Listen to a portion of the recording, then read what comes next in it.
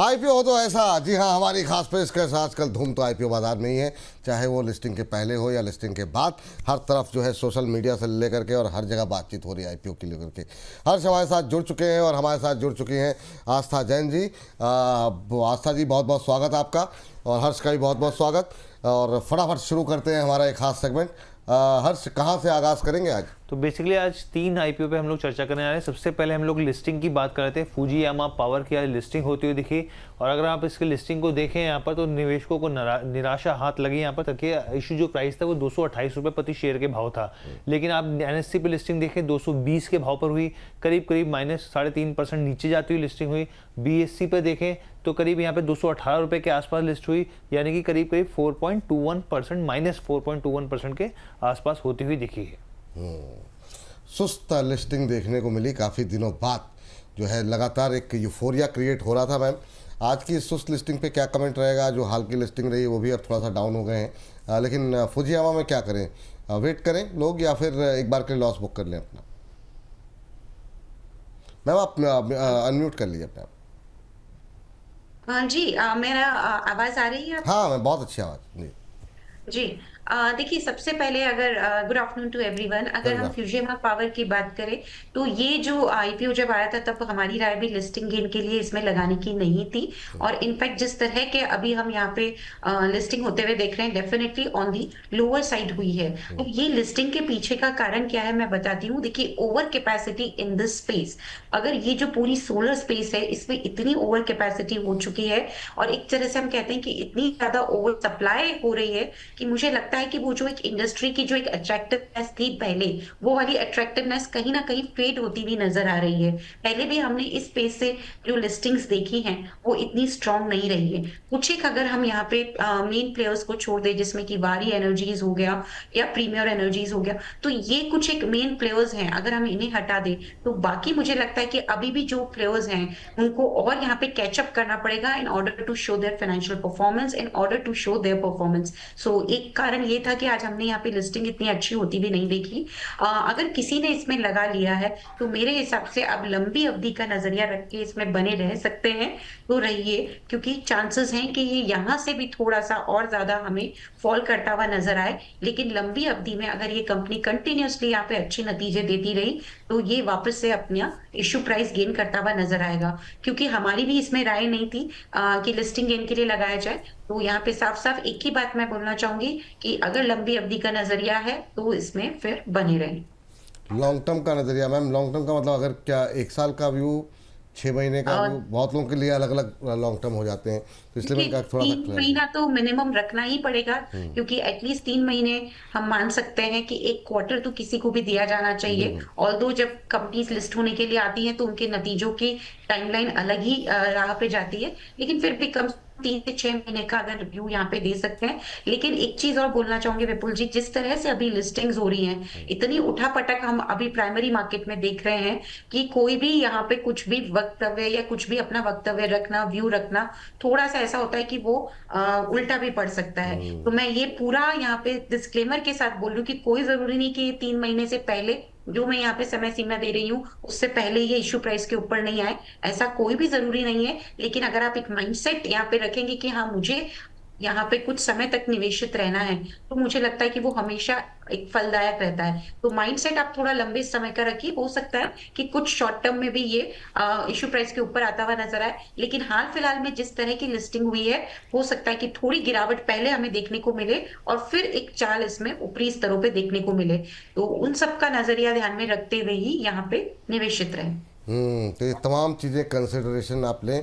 नहीं रुक सकते हैं, समय नहीं दे सकते हैं, लॉस एक बार के लिए बुक कर लें ताकि आप आगे की रणनीति अपनी तय कर सकें। लेकिन अगर समय दे सकते हैं तभी यहाँ पर बने रहने की सलाह रहेगी फुजियामा में जिन लोगों ने भी किया है निवेश। एक तो मुझे लगता है कि अब इतनी ट्रोलिंग होती है ना, इतने कमेंट्स आने लगते हैं, सारे लोग एनालिस्ट जो जितने भी हैं सब लोग अब थोड़ा सा सतर्क होकर के, क्योंकि कुछ भी कमेंट कर दे रहे हैं आजकल लोग, क्या ही कहा जाए। चलिए खैर कोई बात नहीं, हम लोग अपना काम करते रहेंगे। हर्ष बताइए अगले आईपीओ की बात। जी, एक्सेल सॉफ्ट की बात कर लेते हैं इस आईपीओ की। और अगर आप यहाँ पे देखें तो देखिए आज दूसरा दिन है इसका क्वालिफाइड इंस्टीट्यूशन बायर का। अगर आप यहाँ पे सब्सक्रिप्शन लेवल देखें 0.04x के आसपास सब्सक्राइब होता दिखाए। NII के आंकड़ों को देखें तो 9 गुना सब्सक्राइब हो गया, रिटेल पार्टिसिपेशन 4 गुना और टोटल भी जो है ये 4 गुना सब्सक्राइब हो गया है। देखिए अगर हम अपने दर्शकों को बताएं, जो कंपनी है बेसिकली कंपनी क्या करती है, सॉफ्टवेयर सप्लायर है। किस लिहाज से, जो एजुकेशन वर्ल्ड होता है तमाम तरह के सॉफ्टवेयर प्रोवाइड करती है, एक डिजिटल इंफ्रास्ट्रक्चर बना के देती है यहाँ पर, जो टेस्टिंग में अगर टेस्ट होते हैं तमाम तरह के लर्निंग प्रोसेस होते हैं उसमें मददगार साबित होते हैं।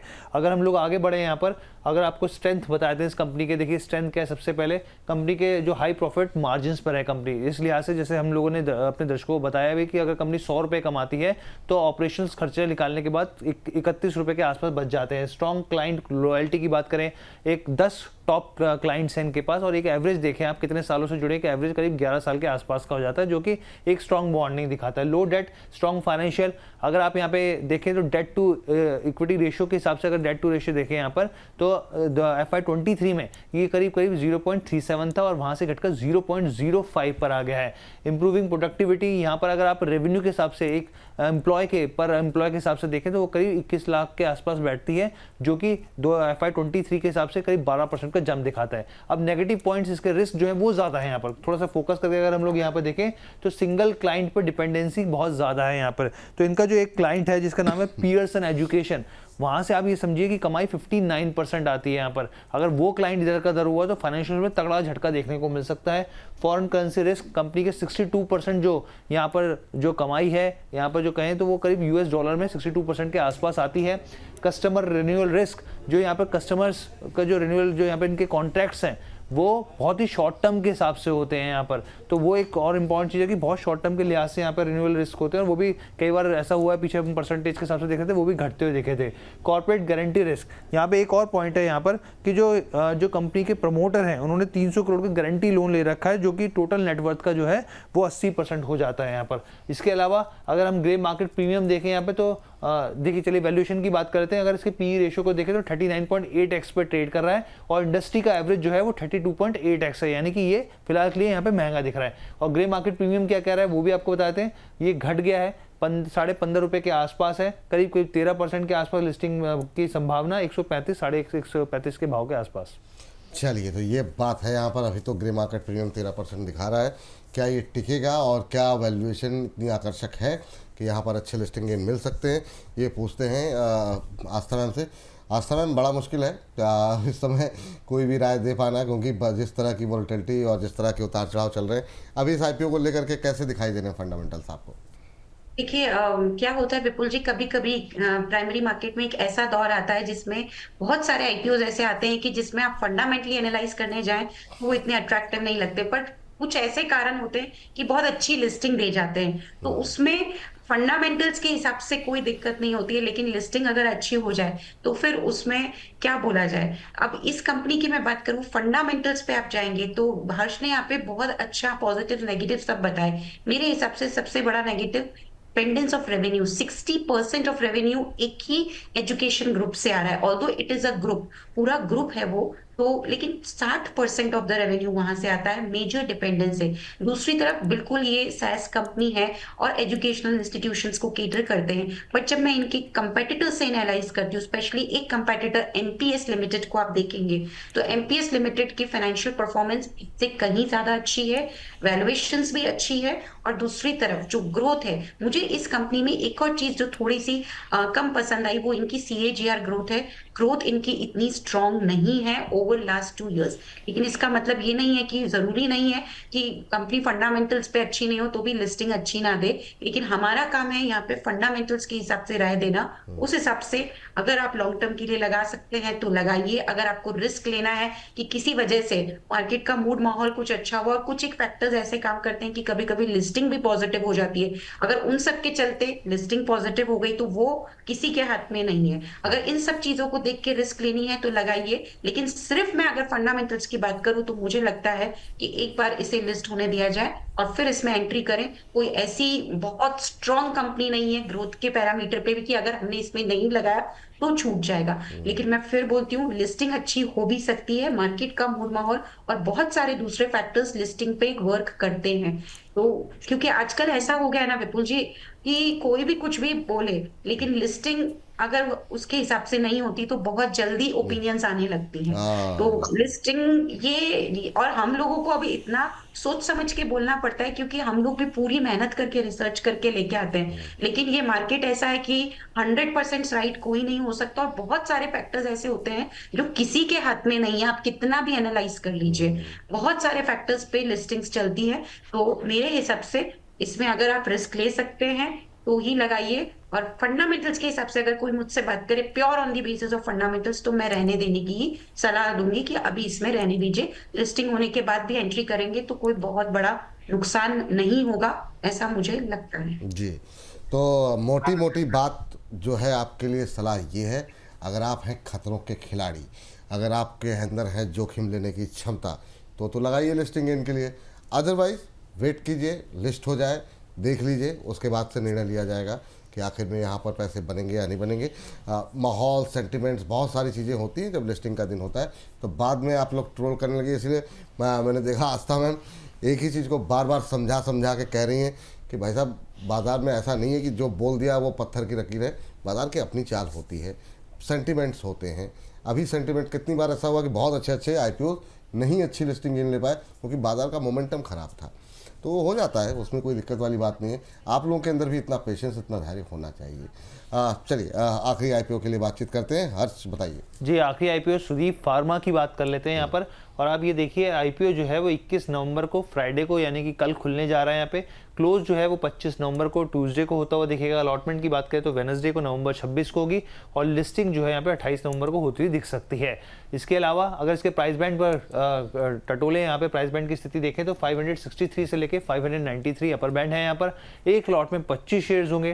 टोटल इशू साइज देखें तो 895 करोड़ के आसपास का है। फ्रेश इशू की मात्रा बहुत ही कम है, 95 करोड़ के आसपास है, जबकि ऑफर फॉर सेल जो है वो 800 करोड़ का है। तो ये चीज सबसे पहली चीज जो है निवेशकों को दिमाग में रखनी चाहिए। इसके अलावा अब इसके भी कुछ यहाँ पर हम लोग स्ट्रेंथ और यहाँ पर जो रिस्क है वो देख लेते हैं। यहाँ पे देखिए स्ट्रेंथ की बात करते हैं। यहाँ पे market leadership and diversified product portfolio, तो कंपनी के जो प्रोडक्ट्स हैं वो काफी डाइवर्सिफाई हैं, करीब करीब 100 से ज्यादा प्रोडक्ट्स हैं। इसमें आप फार्मास्यूटिकल्स, फूड, न्यूट्रिशियस और स्पेशलिटी तमाम तरह के नाम जो है वो देख सकते हैं इसमें। इसके अलावा कंपनी के अगर आप रेवेन्यू के हिसाब से भी देखें तो फार्मा, फूड, न्यूट्रिशियस का जो परसेंटेज है वो 66% होता है, जबकि स्पेशलिटी इंग्रेडिएंट्स की बात करें वो 33% के आसपास आ जाता है। दूसरा point, long standing global customer base, company के जो कस्टमर्स हैं एक से बढ़कर एक है, जिसमें आप देखिए फाइजर हो गया यहाँ पे, या फिर अरविंद हो गया, मर्क हो गया, या फिर इंटेस हो गया, ये तमाम नाम है। 1100 के करीब करीब ग्राहक हैं, जिसमें से 40 जो है वो ब्लू चिप हैं। और अगर आप 14 देखें तो आप इसमें देखेंगे फॉर्च्यून 500 में उनका नाम आता है। तो यहाँ पे एक बड़ा नंबर निकल कर आ जाता है। Well equipped manufacturing facilities, company की जो मैन्युफैक्चरिंग फैसिलिटीज हैं वो भी काफी बढ़िया है। यहाँ पे भारत, ना सिर्फ भारत में बल्कि आयरलैंड में करीब करीब 4 प्लांट्स हैं यहाँ पे, उनकी क्षमता काफी ज्यादा है। और 35 ग्लोबल जो है वो सर्टिफिकेट है, ना सिर्फ US FDA से, WHO से, यहाँ पे एक्सीपैक्ट से, GMP से। तो ये तमाम जो चीजें हैं वो यहाँ पर एक इंपॉर्टेंट भूमिका निभाती है। स्ट्रेंथ की बात हो गई, अब रिस्क की तरफ बढ़ते हैं। यहाँ पर रिस्क क्या कहता है यहाँ पे, तो देखिए हाई कस्टमर कंसंट्रेशन बेस, यहाँ पर 5 ग्राहक की बात करें, कस्टमर्स की बात करें तो उनसे जो रेवेन्यू होता है वो 34% हो जाता है। अगर आप इसको 10 कर दें तो ये करीब करीब यहाँ पे 42% हो जाता है, यानी कि एक बड़ा बेस है यहाँ पर। और यहाँ पे जो साफ तौर पर अगर स्थिति कुछ बदलाव होती है तो स्लो डाउन बना सकती है स्थिति।